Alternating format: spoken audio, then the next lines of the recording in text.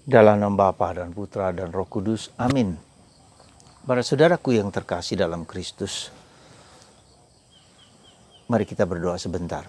Tuhan Allah kami bersyukur kepadamu bahwa Engkau menugaskan, memberikan mandat kepada kami, supaya kami berani bersaksi tentang iman kami.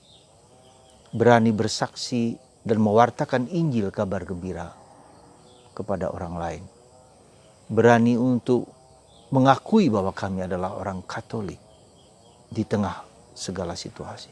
Bantu kami ya Bapa, supaya roh keberanian itu muncul dalam hidup kami. Demi Kristus Tuhan dan pengantara kami. Amin. Saudaraku yang terkasih dalam Kristus, hari ini kita memperingati pesta Santo Franciscus Xaverius, seorang Yesuit di kelompok pertama yang memberikan dirinya untuk menjadi misionaris dari Italia. Ya, dia ke India, kemudian ke Thailand, kemudian ke Indonesia, daerah Maluku, kemudian ke Hong Kong, ke Jepang, dan ketika mau masuk ke Cina, dia wafat di perbatasan. Saudara, seorang misionaris yang begitu membara, hatinya membara. Membara karena apa? Membara karena hatinya sendiri sudah dibentuk, sudah berjumpa dengan Yesus. Dia ingin supaya apa yang ia alami itu dalam Yesus, itu dibagikan kepada orang lain. Dia tahu apa arti keselamatan itu bersama Yesus. Ya. Lalu dia ingin supaya orang lain juga mengalami seperti itu. Dan itu juga karena mandat Yesus. Pergilah ke seluruh dunia, wartakanlah Injil kepada segala bangsa.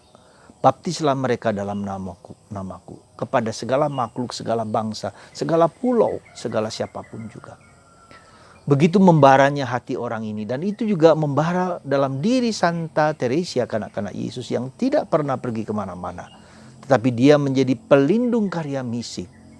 Karena bukan hanya orang datang pergi ke daerah-daerah misi supaya mereka mengenal Kristus, tetapi juga roh, jiwa, lewat doa, lewat pengorbanan, lewat puasa, lewat mati raga, supaya orang-orang yang misionaris langsung itu dapat pergi ke tanah-tanah yang mereka belum pernah disapa oleh orang, sehingga mereka belum mengenal Yesus. Siapakah Yesus itu sesungguhnya? Jadi inilah yang disebut dengan pewartaan ad gentes, ya, pewartaan keluar dari tempat kita berasal supaya mewartakan daerah-daerah lain, negara lain, bangsa lain, suku lain, agama lain makan mungkin, ya, supaya mengenal Yesus. Siapakah Yesus itu? Nah, saudaraku yang terkasih dalam Kristus, apa yang harus kita lakukan supaya kita tahu bahwa tanda kedewasaan sebuah gereja, tanda kedewasaan sebuah ordo, tanda kedewasaan seorang pribadi itu adalah misi. Ketika orang tidak peduli dengan misi, ketika orang tidak memiliki semangat misioner dalam dirinya, apa yang ia alami masih bersifat narsistis. Artinya apa? Dia hanya memikirkan diri sendiri.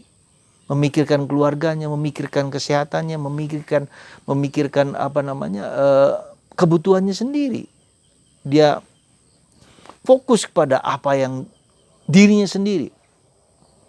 Tentu tidak jelek, ya, tentu tidak jelek, tetapi perlu suatu refleksi yang lebih dalam. Saya masih ingat ketika saya di Manila, ada seorang bruder kami yang di Malang yang mengatakan ini kepada saya. Dia waktu itu kena stroke. Jadi tangan kirinya semacam harus diterapi terus sehingga berjalan dengan tidak terlalu lurus, timpang lah katakanlah seperti itu.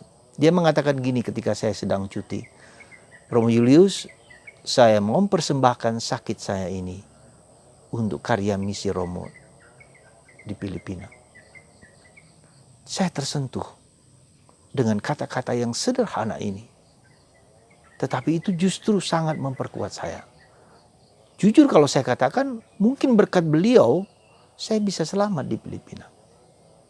Ya, Karena bukan yang gampang. Ketika itu saya ingat saya sedang menghadapi krisis-krisis yang bagi saya juga yang harus terjadi. Tetapi berkat doa beliau, juga berkat doa Bunda Maria, saya akhirnya juga dapat melakukan karya yang memang diberikan kepada saya di sana. Jadi saudaraku yang terkasih dalam Kristus, jadi dua sisi penting di dalam karya misi gereja adalah pergi memang ke seluruh dunia, pergi ke desa-desa, pergi kemana-mana, seperti Yesus pergi kemana-mana, ke kampung-kampung mungkin, ke pelosok-pelosok di mana orang belum mengenal Yesus, mewartakan itu. Ya. Tetapi juga harus punya jiwa semangat dalam doa, hidup doa kita. Tanpa itu maka karya ini yang berat ini menjadi sulit sekali. Ya. Saudaraku yang terkasih dalam Kristus, mari Anda, lalu apa yang menjadi yang harus kita lakukan, Anda lakukan? Tentu Anda tidak akan pergi ke Afrika, tidak akan pergi ke Papua, tidak akan pergi ke pelosok-pelosok Kalimantan yang jauh-jauh itu yang belum mengenal Yesus. Ya. Apa yang harus Anda lakukan? Saya minta kepada Anda, berdoalah. Berdoa dan berdoalah untuk karya misi gereja. Dan kalau Anda sakit, persembahkan sakit Anda itu untuk mereka-mereka yang di pelosok-pelosok itu yang sakit. Karena apa? Ketika mereka berkarya di hutan-hutan di pelosok-pelosok yang berat itu, tentu mereka bukanlah orang yang hebat. Pasti pernah jatuh, pernah sakit, pernah mungkin malaria, pernah sakit apa. Lalu ketika itu harus dirawat di kota Jakarta karena fasilitas yang memungkinkan. Lalu apa yang bisa kita lakukan? Mungkin ya kita mendoakan mereka, tetapi juga mungkin membantu mereka secara finansial ketika mereka sakit untuk kesehatan mereka, sehingga mereka dapat penuh semangat, dibantu, didorong supaya mereka juga melakukan karya misi itu dengan sungguh-sungguh. Sekali lagi saudaraku terkasih, yang paling lebih dalam, yang mungkin lebih tidak jauh ke sana, nah kita sendiri di dalam keluarga kita, di dalam lingkungan kita. Mungkin kita semua Katolik, pasti. Tapi apakah kita memberi kesaksian Injil di dalam keluarga kita masing-masing?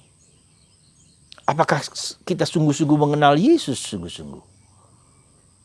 Jadi disitulah kita semakin mewartakan Injil, bukan hanya di tempat yang jauh, tetapi di tempat kita berada.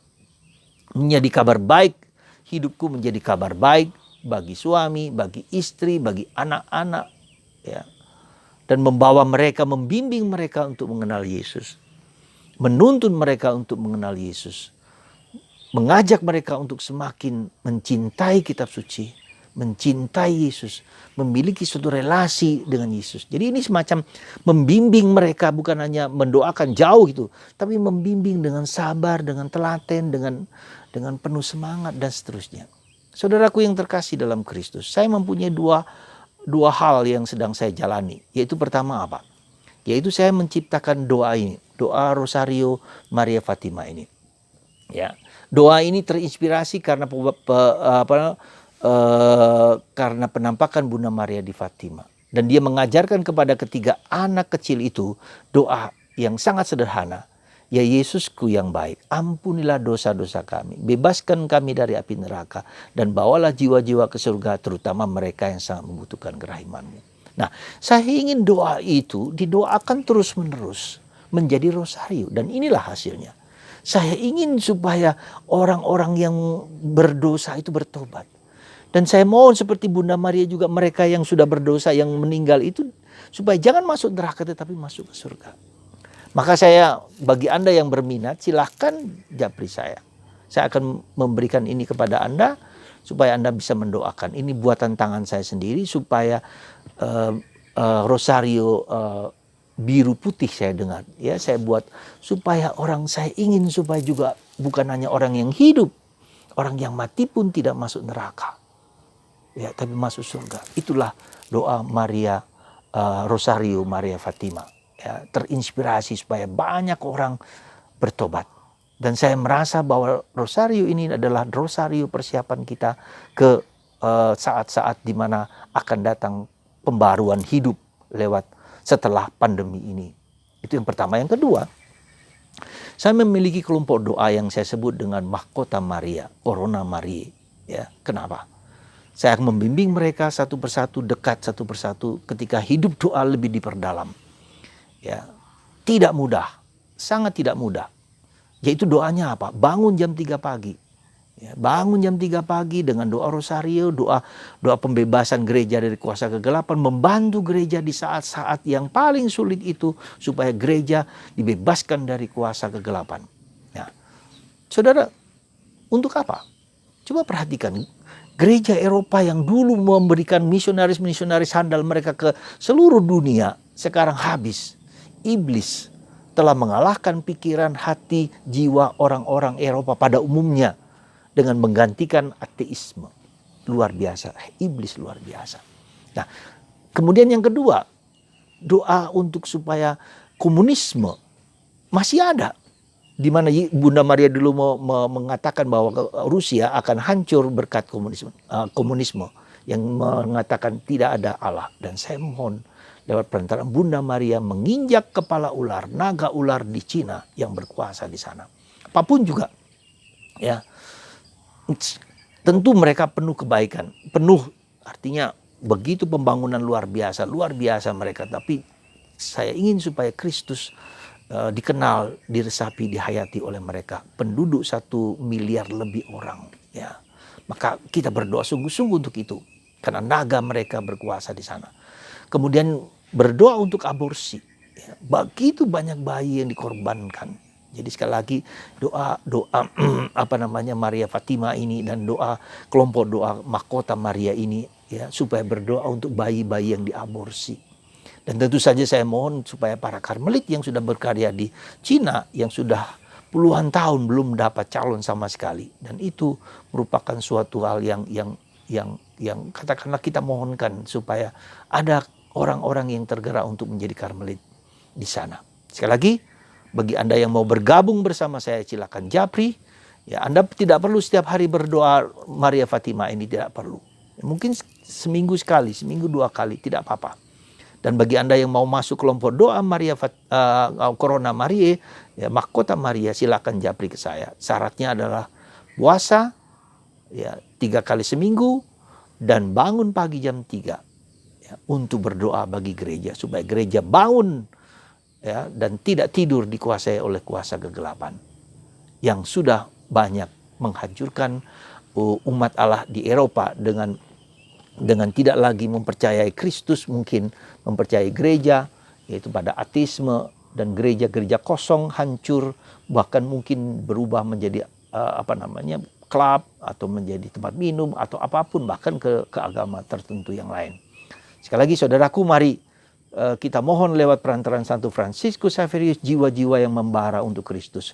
Sekali lagi, dengan begini, dengan misionaris karya misi kita kepada siapapun juga, bentuk ini adalah bentuk di mana kita keluar dari diri kita sendiri. Dan saya yakin ketika kita mendoakan orang lain, ketika kita mendoakan gereja, Tuhan akan memelihara hidup kita, memelihara hidup Anda. Jangan takut, entah doa Anda, entah mungkin bantuan dana Anda, untuk juga bantuan apa saja, supaya karya misi, karya Yesus sungguh-sungguh diwartakan kepada segala bangsa, kepada siapapun juga. Anda dipanggil, Anda diberi tanggung jawab, seperti kata Paulus, celakalah aku kalau tidak mewartakan Injil. Ya, ini suatu jiwa yang luar biasa. Anda dipanggil, diberi tanggung jawab untuk mewartakan Injil dimanapun Anda berada. Di rumah Anda sendiri, kabar gembira, di kantor Anda, di tempat Anda, mewartakan Kristus. Semoga Tuhan melimpahkan rahmat misi ini, supaya Anda keluar dari Anda sendiri dan membagikan apa yang bisa Anda bagikan, mewartakan Kristus kepada orang lain, bahwa Yesuslah Sang Penyelamat, Sang Penebus yang memberikan damai sejati kepada kita. Tuhan memberkati Anda semua dalam nama Bapa dan Putra dan Roh Kudus. Amin.